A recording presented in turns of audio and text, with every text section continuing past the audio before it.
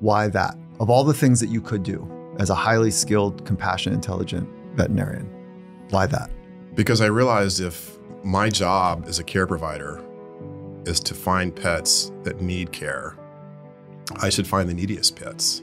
I should find the ones that aren't going to get seen, whose pet parents don't have the resources to be seen.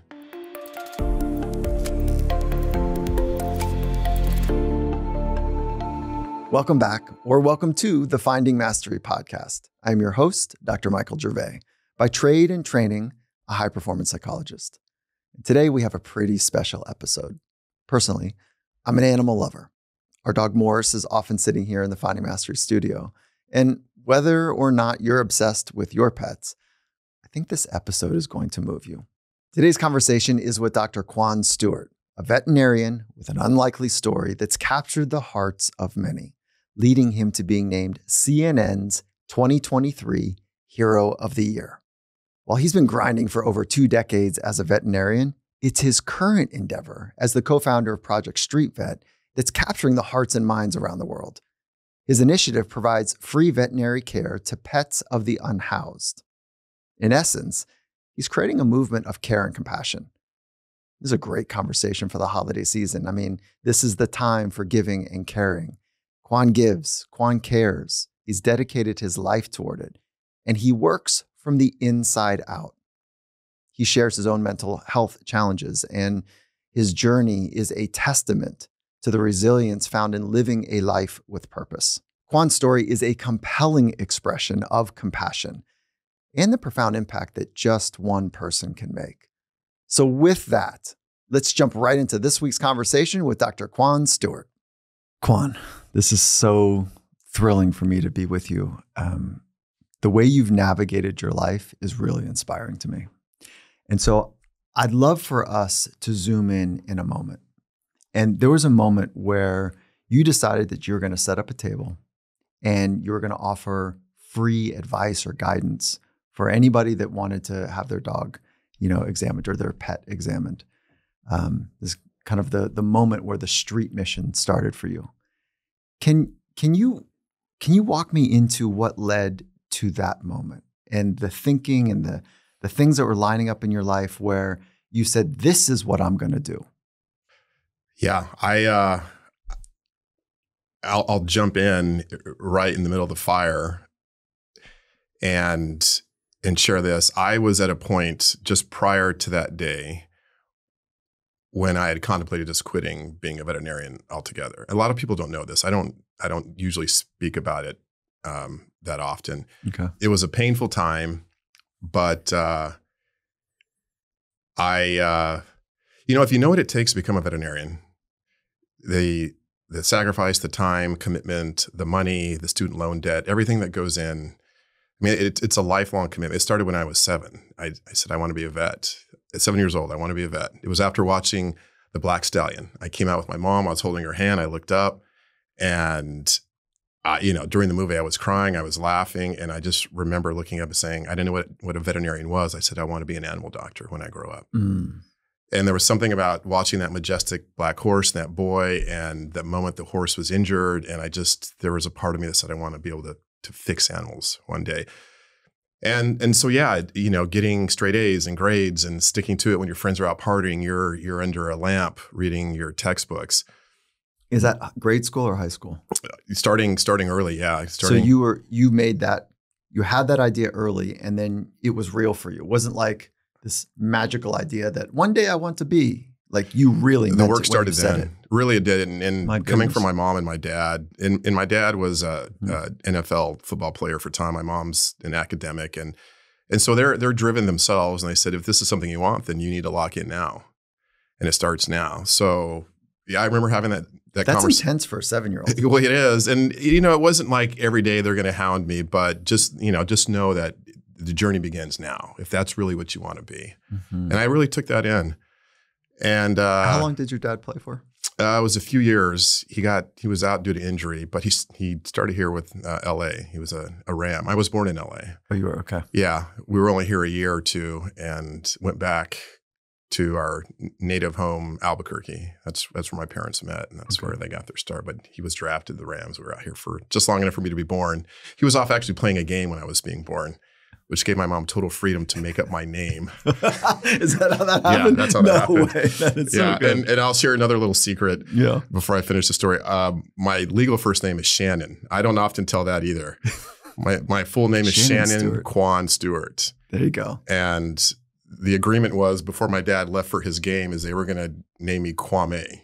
They had settled on, so essentially my name with an M, Kwame. And he was off doing his thing. And my mom had this moment saying, you're not around. I'm going to do what I want to do. So she changed my name from Kwame to Kwan with a crazy spelling that everyone mispronounces still to this day. What do you get mostly? Kwane, Quane. Quane. Yeah, I need to just drop the E and be done with it. And I told her, I said, it's been a lifetime of misery trying to have this nails on a chalkboard with this name. And then she loved the name Shannon. So she said, I'm going to just put Shannon. So that's how my birth certificate reads. Again, not many people know that. So thanks for leaving, Dad, by the way, and Mom for what you did to me. But after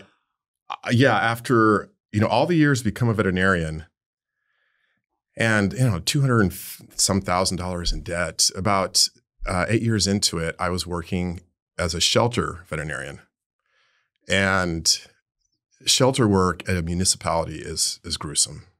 I didn't know that. I wanted to get in to help, and shorten the euthanasia rates, decrease the euthanasia rates, increase adoption rates. These are things that are lost on a young vet. I left Colorado State upon graduating in 1997. I packed up my old Mustang. I drove straight to San Diego. I wanted to be by the beach. And for the first few years of working, I could smell the ocean air.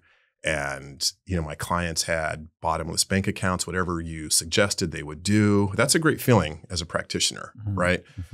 Your dog needs X, Y, Z, blood work, this procedure, and just do it, doc, just do it.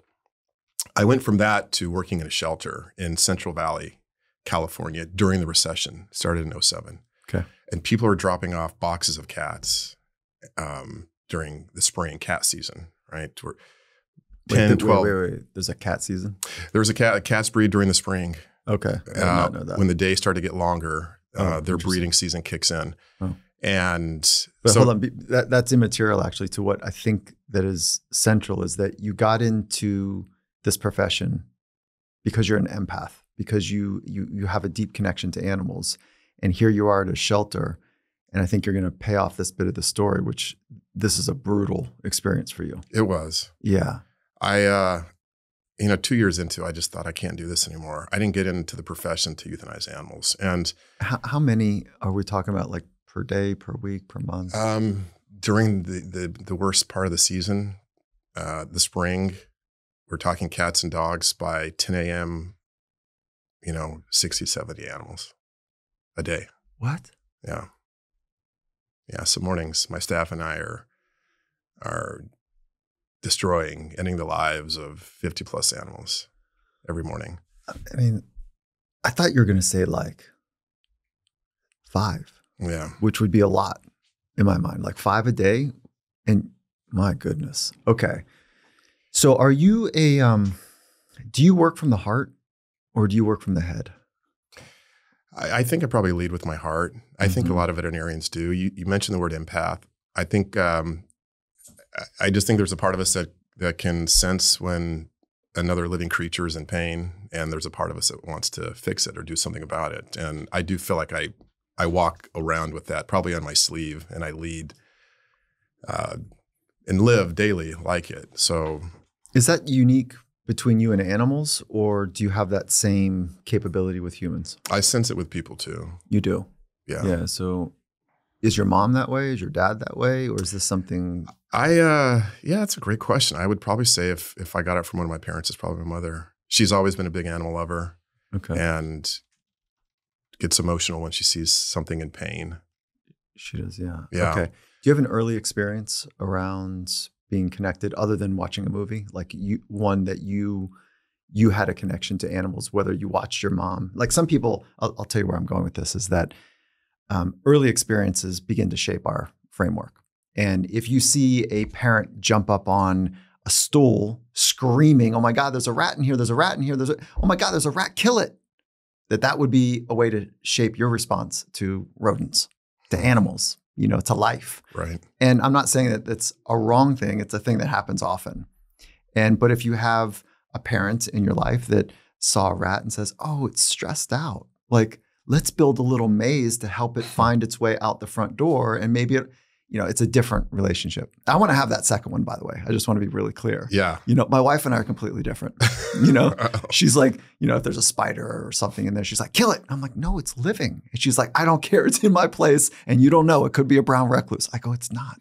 Let's just kind of get, so this is a thing in our family. But so do you have an early experience Yeah. I do. It happened right around the time I saw the movie. And in fact, they probably happened within a couple of months of each other. But there was this injured golden retriever, and he was running through our neighborhood. He or she was running through our neighborhood, and I'm guessing now, looking back with the sort of the expertise I have now, that she probably got in a fight of some kind, and her ear was hanging.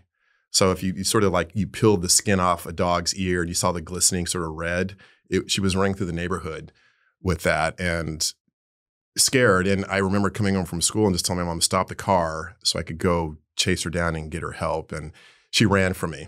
We went home. She ran. The dog did. She ran Not away your from mom. me. Yeah, my mom. Yeah, maybe Yeah. mom was inclined to, but because we'd come back and I just wouldn't. I got back in the car and I was visibly upset. I said, I want to find that dog.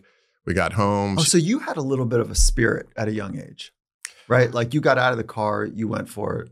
Right. Okay. Yeah, there was something that was pulling me to help that dog. Yeah. And then I went out later that evening and I went back the next day and the next day. I saw her one more time, but I would go to bed for those 2 or 3 nights upset and my mom would have to comfort me. And I just... Whoa. What just happened? Well, I'm thinking back to that moment. It's still, it's still emotional. I think, and I think how badly I just want to save that dog, even today. So when I think about, wait, let's not go further.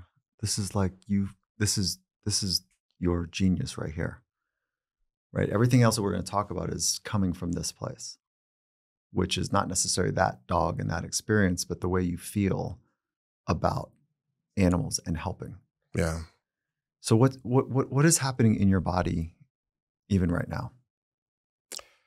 I just reflect on that moment still. And even though I've thought about it 100 times since, I'm taken back to that day.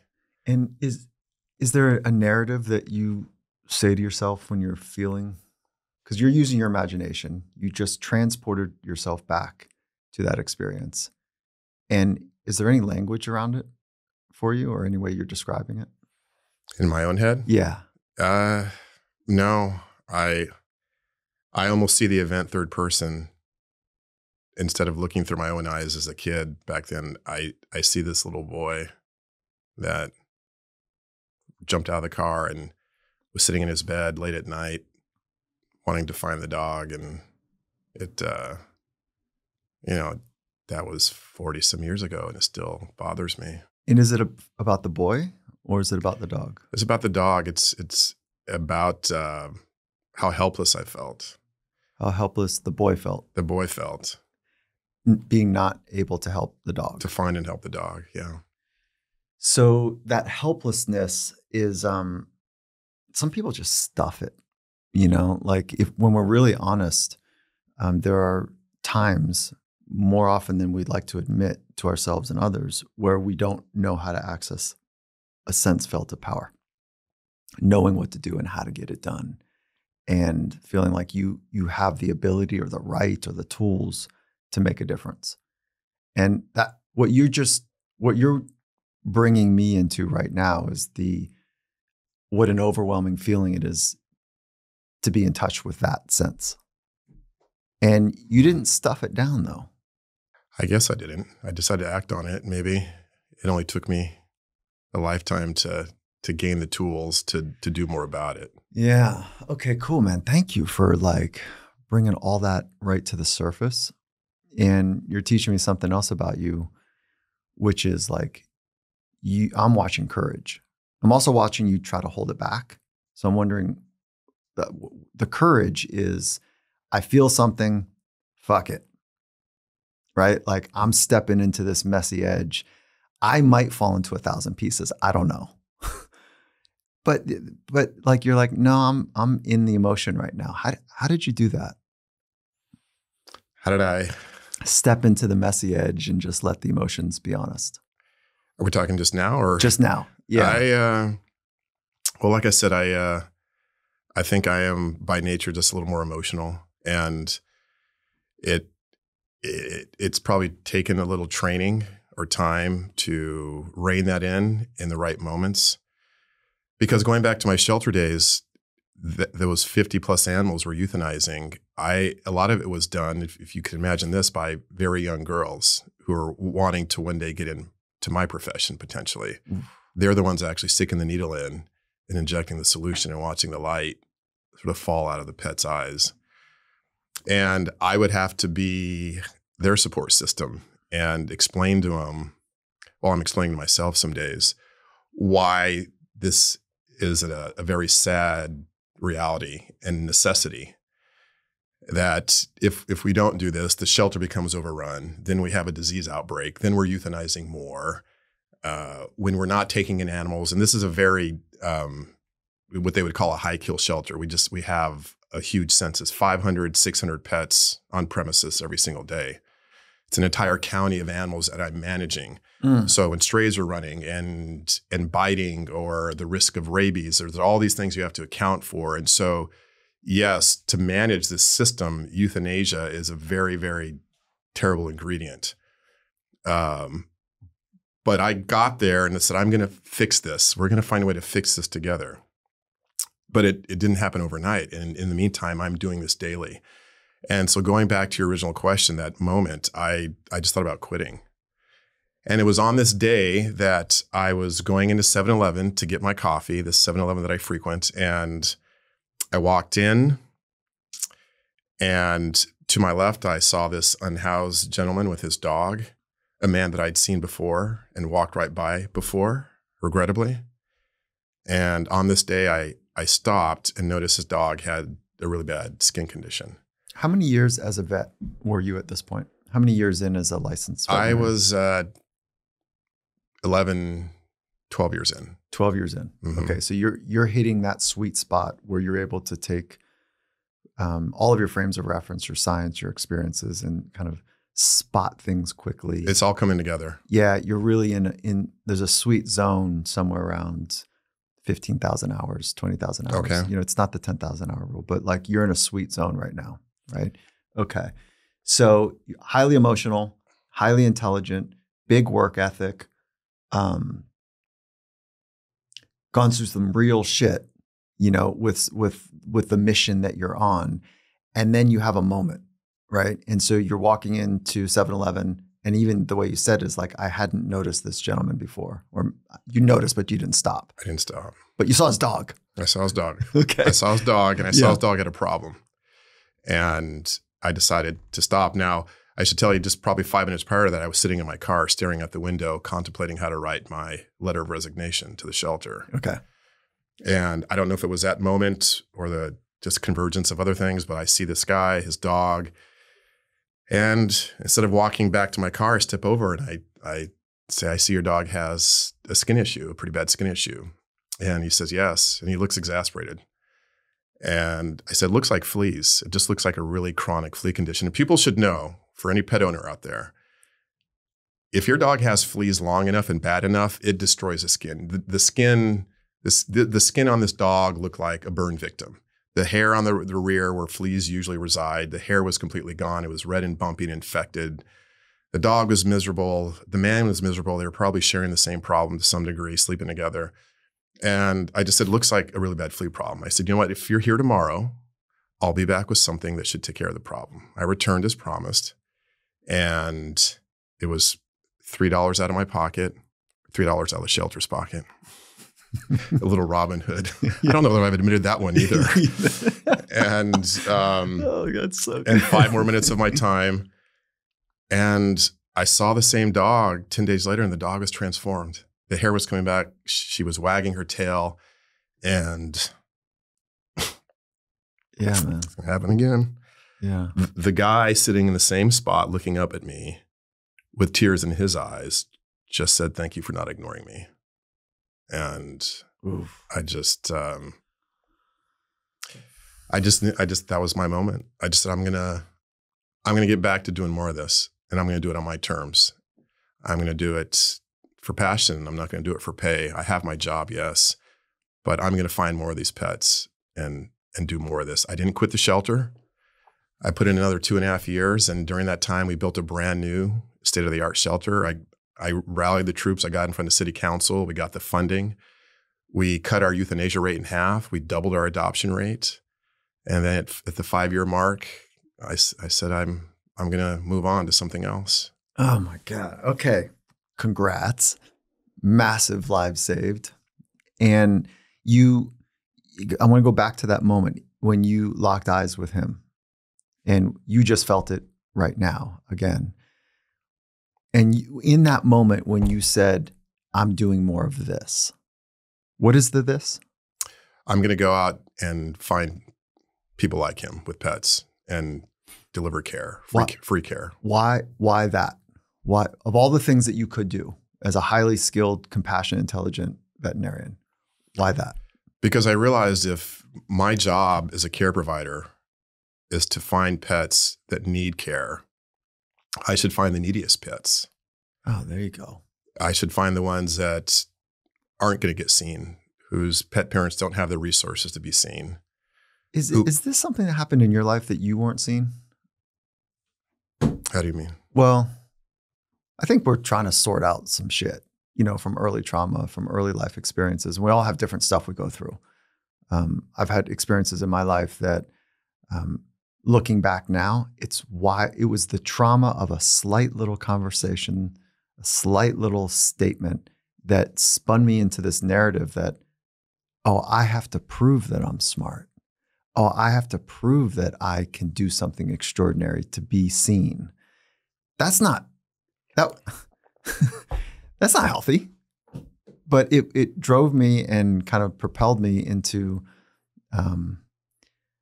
the edges where many other people of my peers wouldn't go. They'd rather just go drink a couple beers, and I was fucking reading a research article, to your point earlier.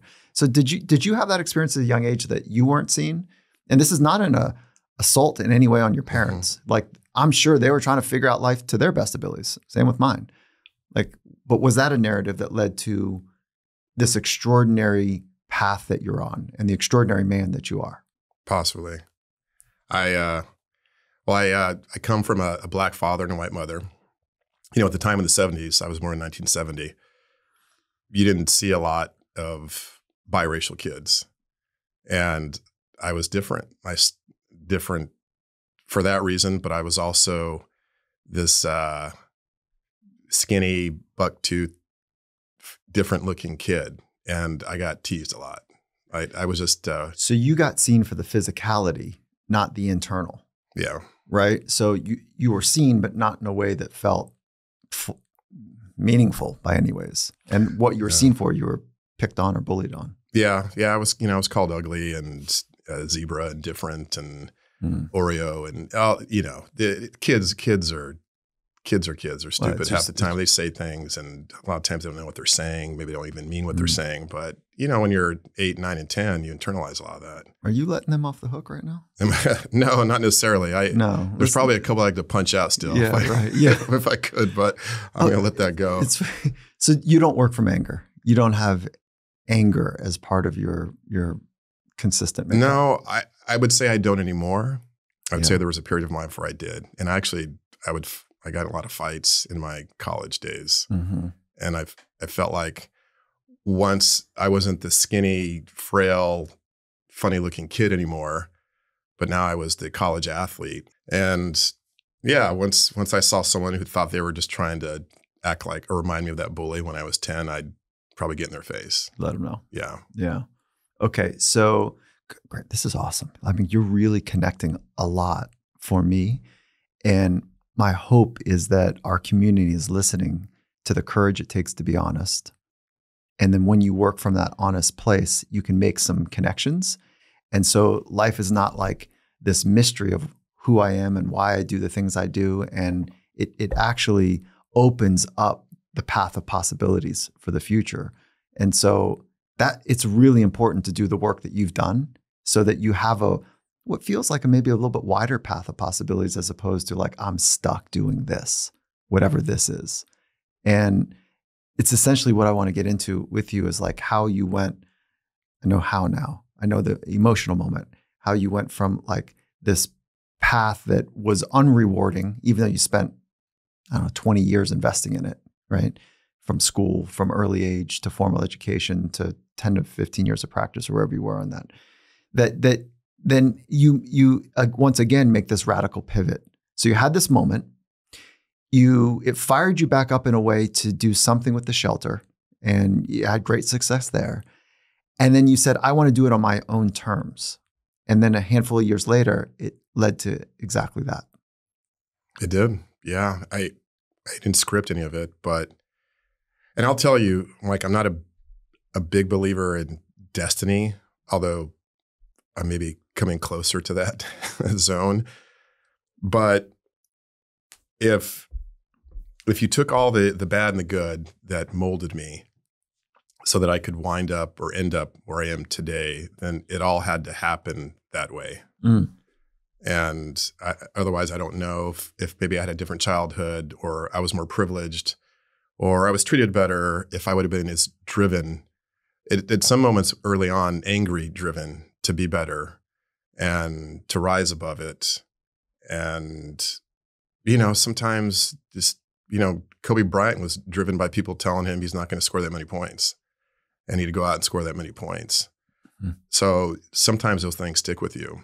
And I think a lot of them stuck with me. I think the advantage I held is I was able to take it and harness it or use it in a way that was beneficial or positive and push me. I mean, you could go the other direction, right? Where some people turn to the bottle, or they give up, or that's right, they become violent, or substance abuse, I guess. How did you convert that? How did you metabolize that?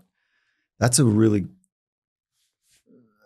I don't think I have an understanding of how some people do A and some people do B. I don't have an understanding. So maybe we can just use you in a N of one here. Like, how did you do it and not go to drugs, drinking, whatever? I think my big advantage is I knew what I wanted to do at a very young age. It's a purpose. Yeah, right. Exactly. Yeah, so you had I felt like I had purpose, and as hard as things would get occasionally. And I'm not complaining about my life. There are people out there, my dad would say, if I catch you complaining, we're going to have another talk. There are so many more people in worse positions than I. What did Dad teach you? He taught me hard work and humility. And Mom? Mom to study and to be a success.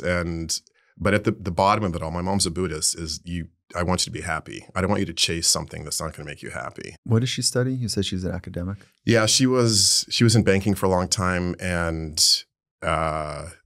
she retired at 65 and was sitting around for a few years, just enjoying her retirement, and said, she has this thing, she thinks she's going to live to be 120. She's been saying it since I was a kid. Mm. I'm going to live to be 120, so I'm going to reinvent myself. And so at 68, she went to nursing school, and she just got her 5-6 years of school. She got her RN. She became a psychiatric triage nurse. She always loved psychology, studied it in college. And then it just wrapped up her doctorate. So she is whatever end game academic a nurse can become, she is now that at 73, and is going to open up her own psychiatric practice at 73. So this is rad. Family's pretty rad. I draw a lot of motivation from my mom, who's always been like that, who you can do what you want to do. And you might have this career now, but you might want to do something later, and that's okay. What do you hope you give your kids? If they were in 1 or 2, 3 words, say, "Oh, Dad helped me with." That's a good question. Dad modeled. Yeah. For me, Dad was. Dad gave me a lot of confidence to be who I am. And how do you go about helping? I don't know that I do it with intention every day, and maybe I need to think about that more, but I do remind them that they're special and they're unique and they have their own set of talents. I believe everybody does. Mm-hmm. And do not, because I was there for, my period of time in childhood, and I think every kid goes through it. The thing about the 70s was bullying was like an art form, right? Bullying now, we're anti-bully. We're an anti-bully society. But back then it was like, just deal with it, right? You come home crying. Boys will be boys, toughen up, harden up. Yeah, exactly. Thick skin and get with it. And, I think there's parts of that benefited me and there's parts that didn't. But, the world will try and knock you down. It does. And you're going to hear it at school and you're going to hear it from coworkers. And now you're going to hear it on social media. It's just noise. I tell my daughter, my sons, it's just noise. You listen to the people who support you and love you. If you're going to take advice or instruction or guidance, or the words are going to soak in from someone that's yapping in the background, take it from someone who cares about you, because everybody else, they don't know. I'm going to take that clip and play it right back to my family as well. Like that's. I might have to too, because that just rolled off my tongue. Yeah, right. But you've metabolized it. I think you've earned the right to say that because you face down the noise. You let the noise get in. Yeah. Right. And then you've wrestled with that dragon for a long time. And then you've come to clarity, like it's noise and it doesn't have to get in. And in the, one of my good friends, Nate Hobgood-Chittick, he played in the league in the NFL for a handful of years, won a Super Bowl. He's no longer with us, CTE. And I miss him.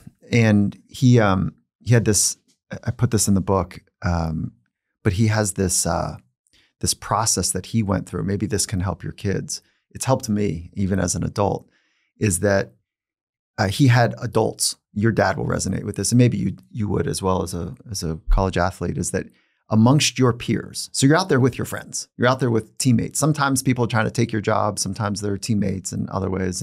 But you've got adults screaming at you. And these adults may be well-intended, maybe not. Sometimes coaches are not benevolent like we would hope. But they would say things that would get in. So he would put up a screen in front of him. And he said, Mike, I had to out of survival, because I'd have grown men like with all of this vitriol and passion, and it was confusing, and their words are so violent, and there's like spray coming from their mouth from the spit, that in front of my friends, that I had to put up a screen, and that screen would only let the instructional information in. And anything else that was critical or biting or whatever, it would just fall on the other side of the screen. It would never make it in. It's like the pores were were structured in a way that only the good stuff got in.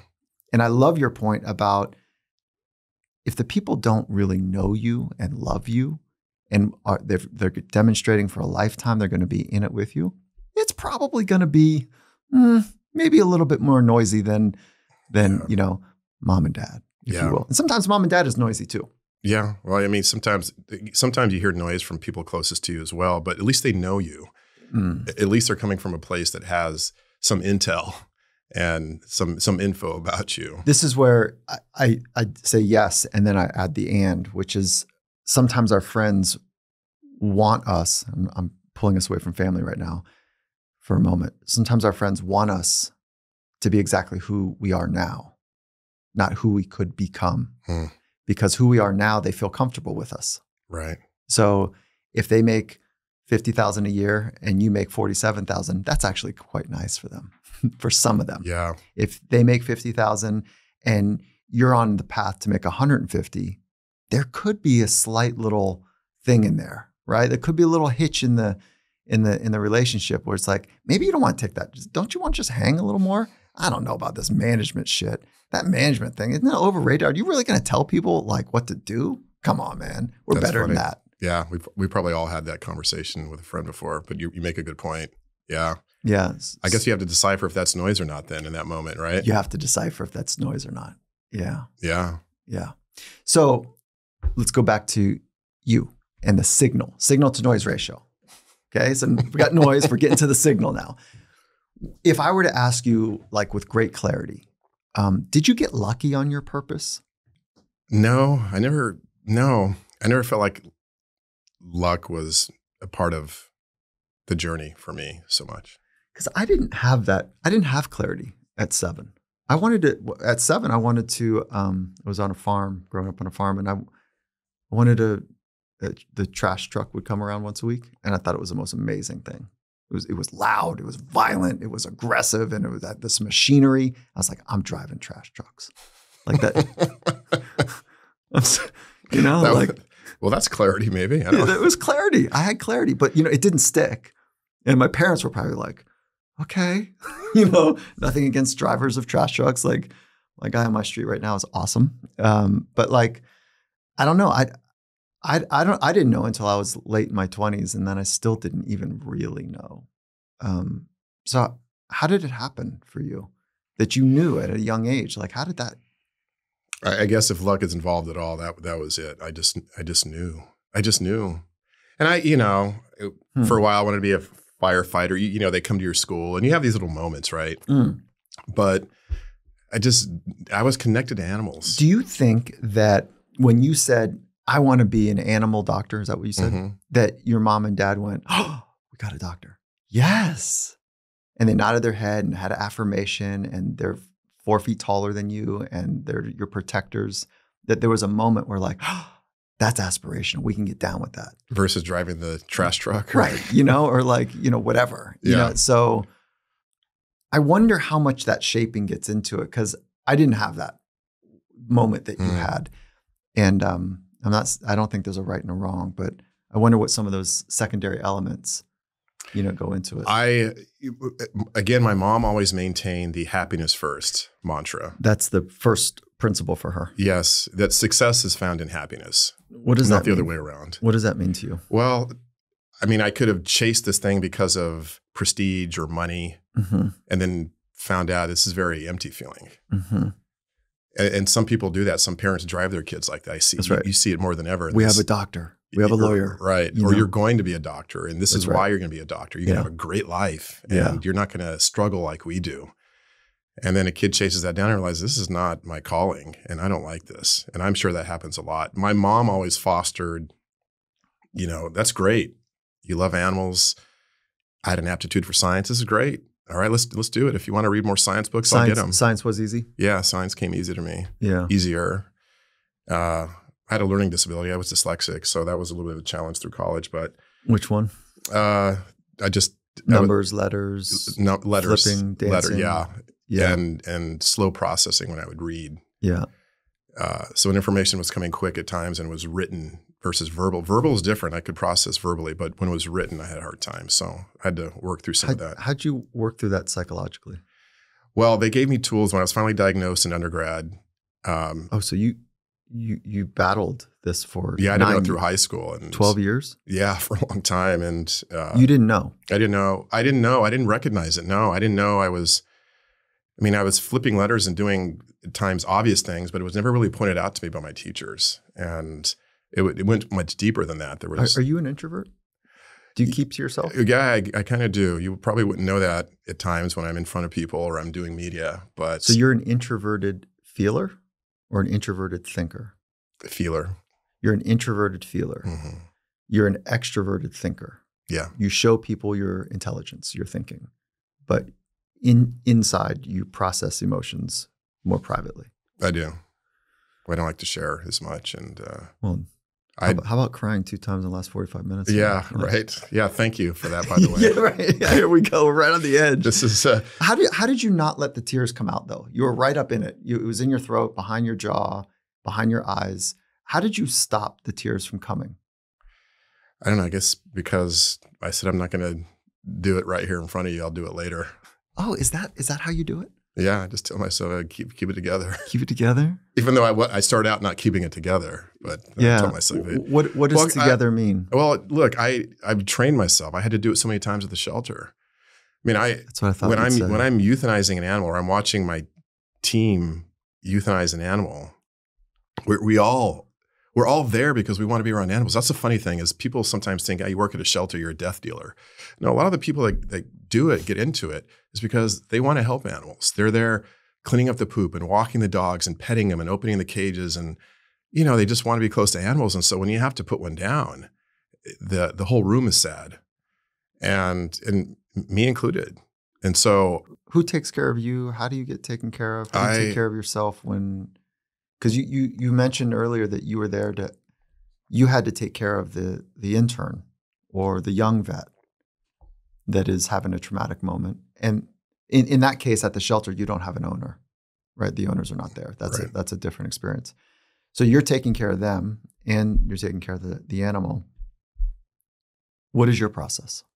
I'm talking them through it if it's difficult and explaining why it's necessary or why we need to do this. And let's keep that in mind because emotions will run. So you're using logic to take care of them and you. Right. And then in the aftermath, there's, depending on what the emotions are like, it may be another conversation. But meanwhile, I'm inside, I'm feeling my own thing. Right. And that's when I would usually retreat to my office. I would do this thing every once in a while where if I had a bad morning and I didn't want it to show, I think there are moments it's nice for the staff you're leading, for their leader to show emotion, to show that you're human. We're connected that way. And why'd you use the word nice? I think it's nice. It's nice to, I think it's important to connect with people. It's a different word than nice. Yeah. I don't know why I use nice. It needs to be seen. It does, doesn't it? Yeah. Yeah. I believe I'm watching you work from an honest place and I go, that's fucking courage because the world is saying, keep it together, that narrative that you had. Right. And actually what I want is I want to know that someone's safe, that they're honest, that they're giving me the real thing. And they're not playing a second game on me. And I'm trying to wonder what's the second game. And so when people are purpose driven, they've got work ethic, they've got some intelligence there, they want to be part of something special, they got a craftiness to figure shit out as we go. Because no, this book has not been written. Mine hasn't, like yours hasn't. So we got to figure it out as we go. We're writing chapters as we go. So I just want to know we're in it. Yeah. They want to know I'm in it too. And I'm not robotic. And because that actually will make them feel crazy. Yeah. Right? It could. Yeah, you're right. No. I'm going to be emphatic. It does. Because they look at you as the hero and you got it all buttoned up. And then they're fucking wanting to fall apart. That they say, I should be more like that. When actually there's this middle ground between not falling into 1,000 pieces because we got something we need to do, but at the same time feeling all of it. And then we know this from a research standpoint that when you name an emotion, it actually dissipates. So that's part of emotional intelligence is that first you have to feel it to name it. And then when you can name it, it's not cathartic. There's a process when you name it, it just kind of takes the energy, it deflates it. And so that's how we move through emotional experiences, just naming it. And if you only have like pissed off as an emotion label and sad, like it's pretty muted. That's not sophisticated at all. And so you've got range, dude. I would let them see that I was human and we still have a job to do and it's okay to feel, but it's, again, my mom's a Buddhist and she'd say, just feel it and let it move through you. If you're sad or if you're happy, you're upset. Yeah. Don't dismiss it or ignore it, but feel it and move through it. And I guess I would try and do that with my staff. Now, me personally, in trying to keep it together for them and myself, my little thing was I would retreat at times and I would just go. I had this one cage in the very back corner of the shelter that was usually empty. And I would go and I'd close myself in it and I would just have my moment. Again, you talk about balance. There's a balance between me falling apart in front of them. That's right. Which would lead to it would just be a domino effect. Yeah. And make it harder for all of us to move forward and do our job. And me saying, as a general, I'm going to just step away for a second and process it. And then we're going to come back and get back to work. Do you lean on the side of anxiety or depression if you were to lean on one of those two? Anxiety. Mm-hmm. So more of a worry about things going wrong than like a malaise or downtrodden, like it doesn't work out. I'm usually pretty positive. I always typically believe things are going to bounce my way. And you worry that it might not. At times, yeah. Yeah, so it's more optimism with some anxiety versus optimism with depression. Yeah. Yeah, those are actually trickier. Optimism, both when you're forward leaning, when you're at your best, you're more optimistic. And when you're kind of at a lower version of yourself, you're more anxious. Is that, oh, you're looking at me sideways. No, I'm trying to think through how probably more anxious. Yeah.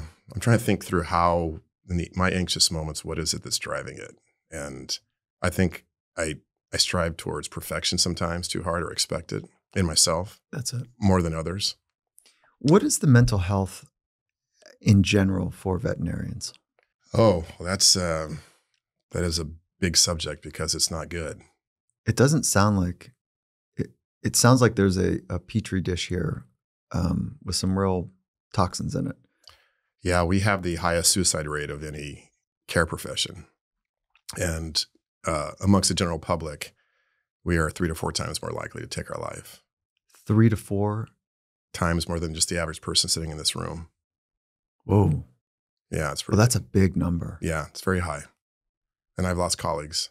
So last year in the US, we had 40-some thousand suicides.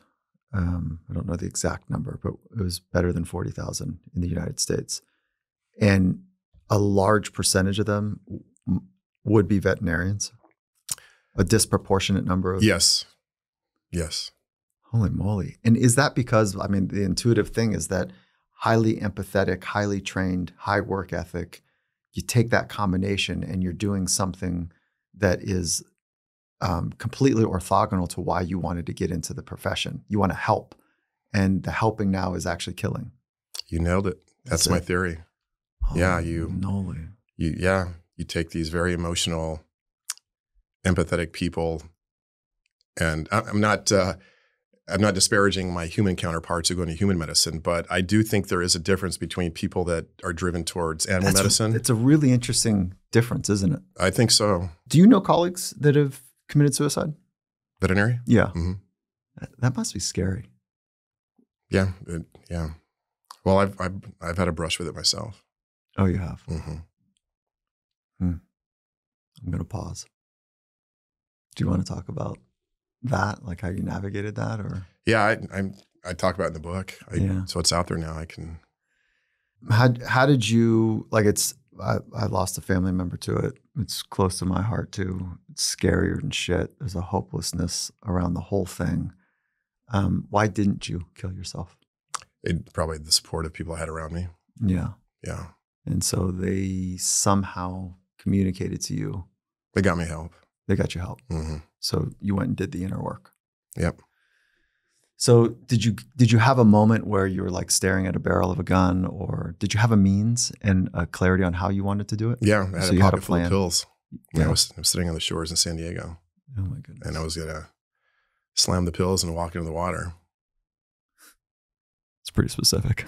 Yeah. And you didn't. So doctors are detailed. Yeah, right. Oh my God. Morbid. Yeah. Why didn't you do it though? In that moment? I was torn, and maybe there was a larger part that just was calling out for help, or I was just, in that moment I felt so hopeless, and I had a plan on what I could do to end the mental pain, but I didn't want, that wasn't what I wanted. You didn't want to end your life. Yeah, I didn't want to end my life. I wanted to end the suffering, or the thoughts that were just on repeat cycle for the last week. God, I hope people hear that right now. That is exactly it. I don't want to end this. I just don't know how to keep going. Right. I've run out of tools and options. I just don't know how to do this. Yeah. Yeah. Fortunately, I went the other direction. I had someone pull me out, and I got help, and here I am.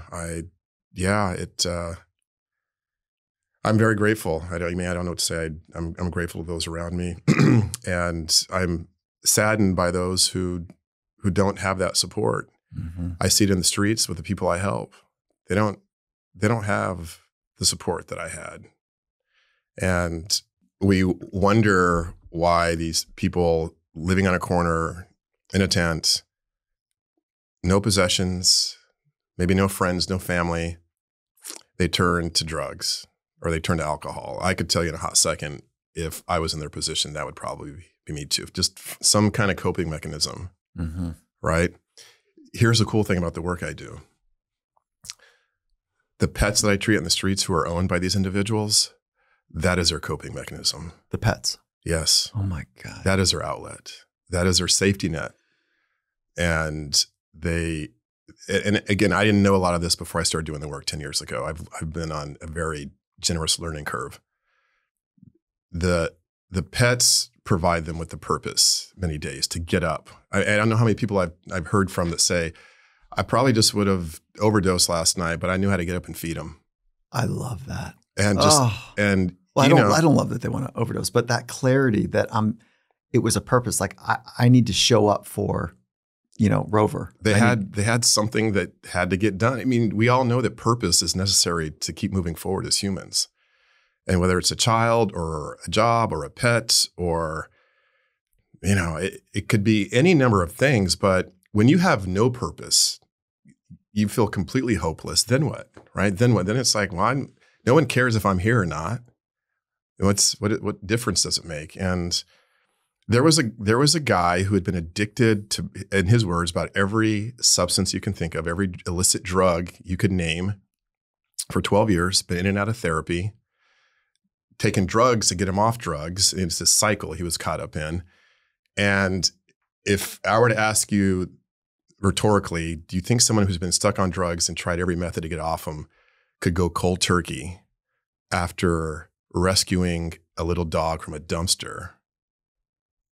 Is that possible? Yeah, I would say no. And I would have said no too until I met him. His name was Walter, and he pulled this little puppy Dinker. He named Dinker out of a dumpster, scavenging for food. Dinker, the dumpster dog. Yeah. Yes. And he said that day forward, he knew he had to get up and take care of Dinker. And when I met Walter and Dinker was now 7 years old. So 7 years they'd been together, and Walter had been clean for 7 years. That is the power that I witness, I feel, I sense in on the streets. It's why I continue to do the work. It's what motivates me. It has me waking up on days where maybe I'm complaining about my coffee not being made right, and I slap myself and think I am so privileged. I have such a fortunate life, and they remind me of that all the time because I've met people on the streets who are happier, more gracious, more courteous, more hopeful than people who have more money than they know what to do with. Again, as a veterinarian, and you're taught to be a responsible pet parent and owner, that you should have resources and time and space. Yeah. But I've reversed that because what I've seen in these people is that resources, money aside, they give everything else in spades. And as I've said before, a pet doesn't really need like an acre of land and nice furniture, and they don't care about any of that. They want you. They pine for you. When I drive away, my dog Cora, she's peeling back the curtains when she hears a garage door open. She's running. They want to be around you. And these folks give themselves to their pets every day, 24/7 a day. They're together. That's why that bond, we talk about this human-animal bond that's sort of become cliche. I don't see it stronger in any other pairing in the work I've ever done in 25 years than these people and their pets. They're together every day. They know each other's motions and movements, and they rely on each other. And the love is deep and it's real. I talked about how they support one another, right? The hope, the purpose, the love. I love my dog, but I've just seen it and experienced it in a very different way with these people. And it's pretty beautiful to see. They need each other, and these folks are very deserving of their pets. That's amazing. That is awesome. It sounds like you have a clear understanding that they are great. So let me ask you, Mike, Morris, who's over here sitting, looking at us really cute. Yes. Can you say for certain that if you'd been out of a home for 6 months, living under a rainy tarp, and you were dirty, and you finally got offered your transitional housing, but they didn't allow Morris? Probably not going. Or you'd say you wouldn't go. Probably not going. Turn down the warm shower and the bed. And I'll tell you. What a great framing of a question. Well, and I'll say this, because I would probably give the same answer. But until you're actually living on the streets and all you want is a warm shower and a nice bed to sleep on, can you really answer that question? No, and then as the second beat happens, because there's a little privilege in my response, right? Is that I would like to think that I would be scrappy enough to figure out, hey, can you hold Morse for like a week or a couple days, and I just get cleaned up and then I'm coming back, and I would mean it. But then the other part of me would say, I don't know if like Kwane is going to be a good dad to my dog here. I can't do that. So that's a bind now. This love that I have on a daily basis and this connection between Morris and me, and then like I'm going to go get warm and fed, and he's going to be cold and wet. That doesn't feel right either. So that's a real bind that you put me in right now. Like, if you hadn't eaten in a day, would you pass up a meal? I came across a guy who hadn't eaten. He said, I haven't eaten about a day and a half. Can you spare something? I returned with a sandwich, like a sub sandwich. Yeah.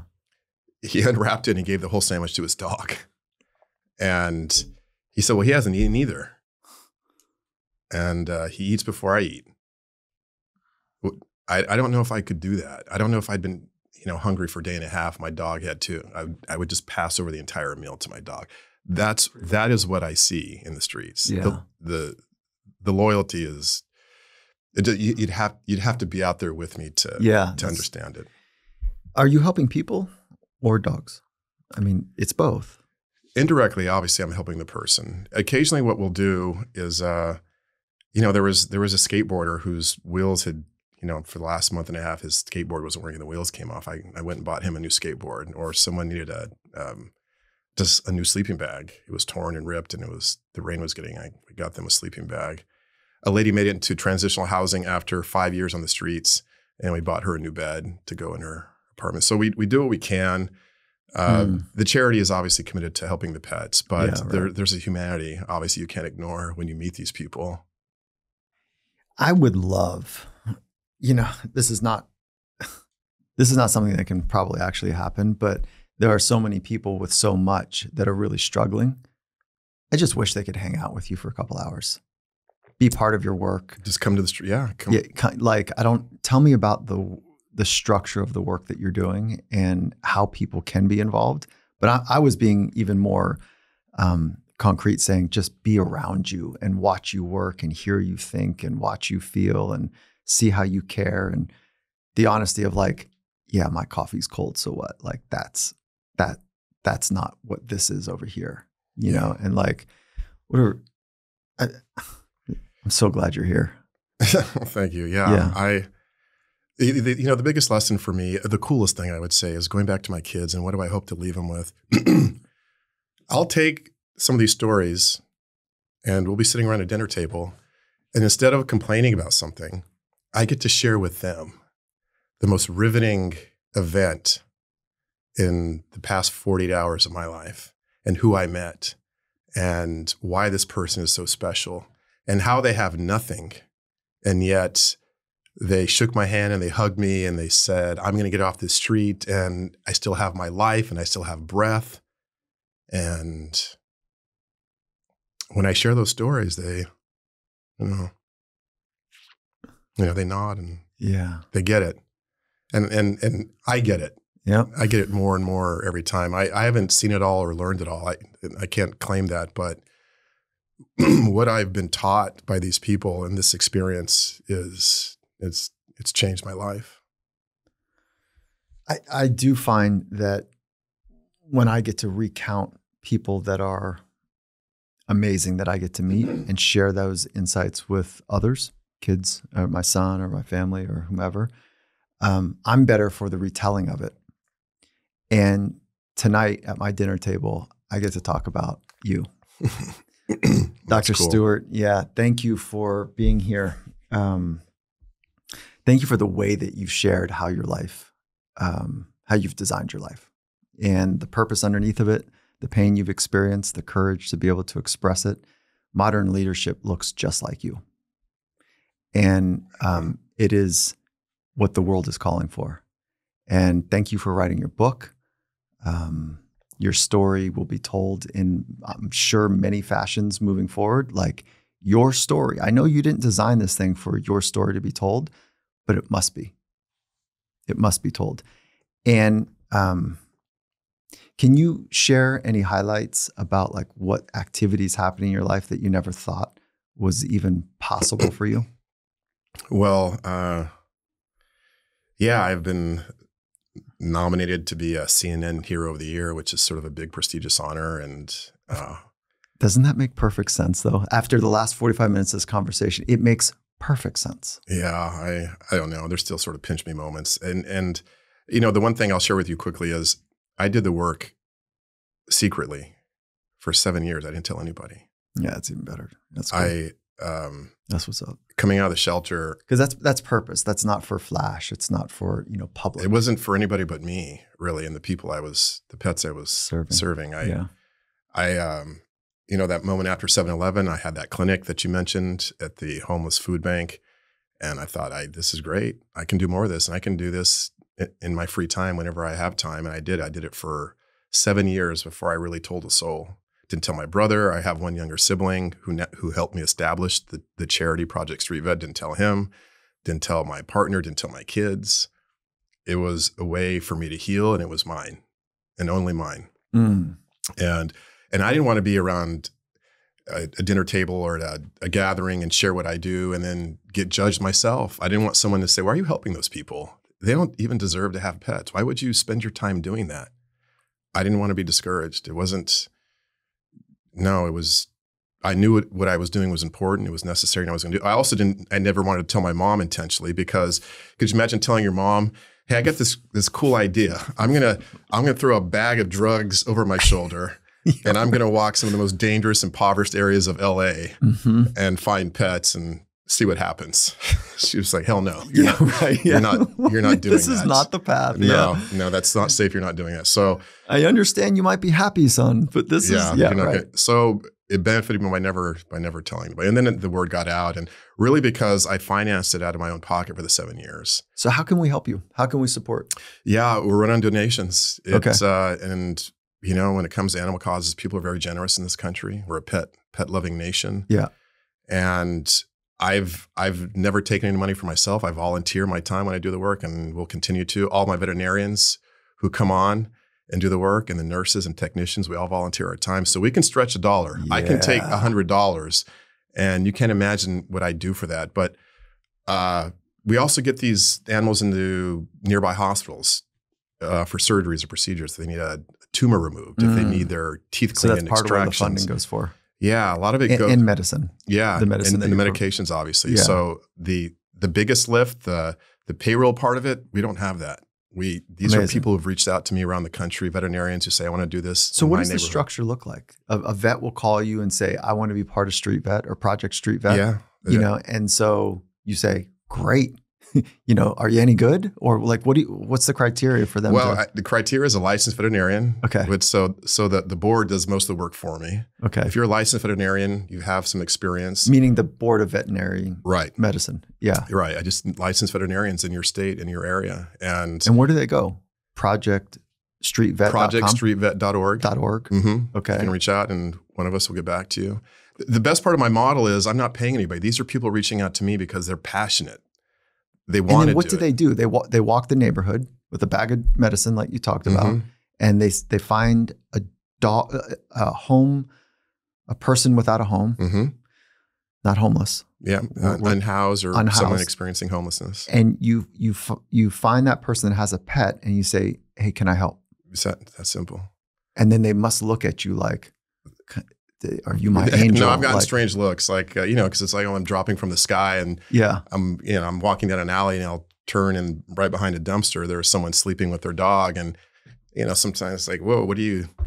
And I just very sort of sincerely announce who I am. I'm Dr. Kwane Stewart. I'm a veterinarian. I just walk the area looking for pets that have needs, and I give free medical care if you'd like it. And 99% of the time, they nod their head. There's no more chit chat for the moment. I take out my stethoscope, I get to one knee, and I get to work. And once they see I'm legit, then the door, this very trusting door opens. and we just start talking like two people. I take a history like I'm in my clinic, and I've sat there for 2 hours and talked to people. I mean, it's amazing how quickly we bond through their pet. Oh God! And the pet is getting care, and they're like, "Oh, he's had this problem for 2 years. And I can't believe you're here." And yeah, it's that simple. You are wonderfully built for this. Like this is so like warm to feel that this is how you're spending your life, and what a meaningful way to do it, and that you're creating a platform, and not a platform, but a structure for others that have a similar passion to do it. There's a system now, and it's if they call me up, we get them sort of a basic kit with medications, and I'll instruct them on how to do it safely, find areas that you feel safe, and start delivering care. You can host clinics, and I just give them a blueprint, and they're off and running. We're in what was once a one-man band right here in Skid Row in LA for 10 years with just me by myself has now grown to, LA, San Diego, up to San Francisco. We're in Atlanta, Orlando, DC. Come on, let's blanket. And we're just I'm going to keep going. So you're not international, like that gets maybe a little bit trickier, but wouldn't that be fun? Because we've got a global audience. And okay. Well, I get DMs and calls and emails from people around the world asking me to bring the service to them. That's the dream. Yeah. Okay. So I wish we had a way to kind of track how strong our community is, but I'm bullish that folks listening are like, yeah, I got $100. I got a couple 100,000. I got something for you. So whatever that range might be. Thank you. Thank you, Mike. Thank you. This has been great. Yeah. I appreciate it. Yeah. This is incredible.